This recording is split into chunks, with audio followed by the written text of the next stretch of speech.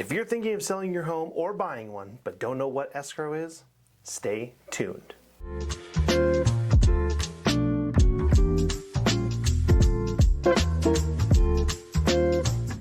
Hello everybody, I'm Bryan Collins, team leader of the Collins Family Realty Group at Keller Williams.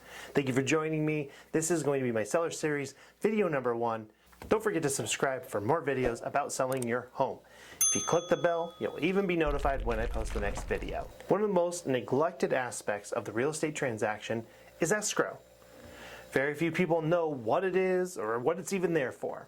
So let's jump right in and make sure that you are educated. Escrow, by definition, is a neutral third party who is there to, in essence, referee your transaction. That's a gross oversimplification, but it's not untrue. The escrow officer is usually a licensed and insured person who manages the file, might even be an attorney or an officer from a title company. In California, escrow officers help manage the closing documents and the money. So let's go over the 3 items that you need to make a valid escrow here in the Golden State.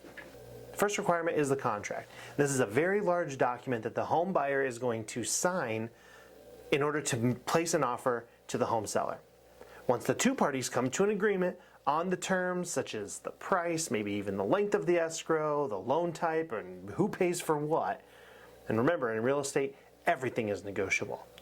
So once everything is decided and signed, then the contract is sent to the escrow officer. In California, the seller gets the choice of who the escrow company will be usually. Now that escrow has the contract and everyone is happy, that's it. We have a valid escrow, right?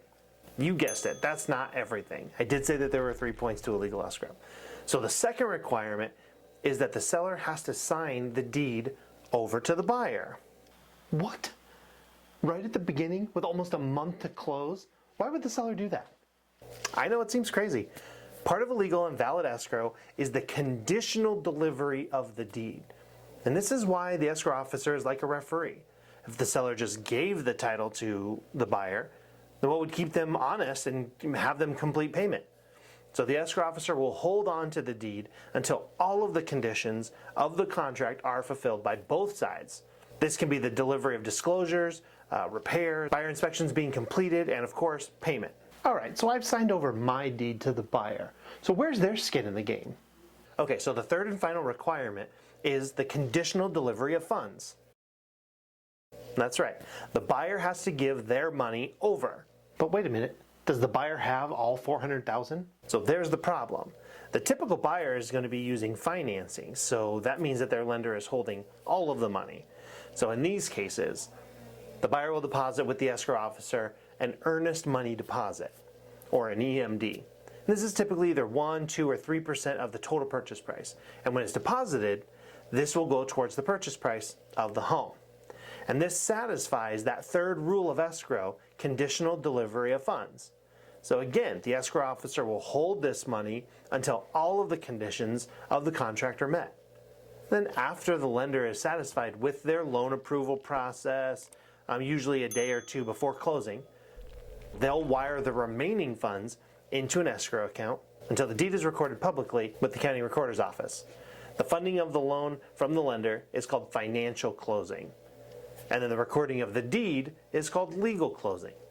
Both of these closings will need to happen for the escrow to be considered closed. So after all the counting is done with the escrow officer, which includes paying the prior mortgage off, paying any liens that may have been attached to the home, and of course all the transaction fees need to be paid, the leftover money gets paid to the seller, and this is called the disbursement.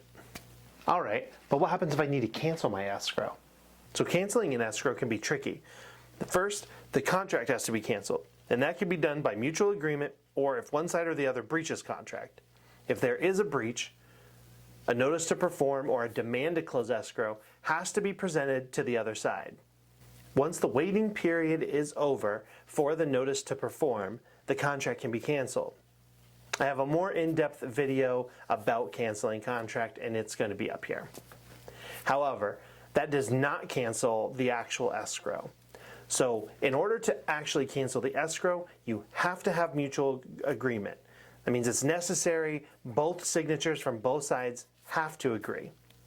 Otherwise, the escrow will remain open indefinitely and can cause problems to sell. So there's a field of legal landmines here. So if you are in this situation specifically, please consult a real estate attorney and do it really soon. I hope my video was useful to you on your home ownership journey. And if it was, like it and share it with the friend or family member that you know who's thinking of selling their home. I'm available for personal consultations, and if you want to schedule a Zoom call, you can email me at bryancollins@kw.com. To browse current listings or to get a free instant home valuation, you can visit www.collinsfamilyrealtygroup.com. I'll see you on the next one. Bye-bye.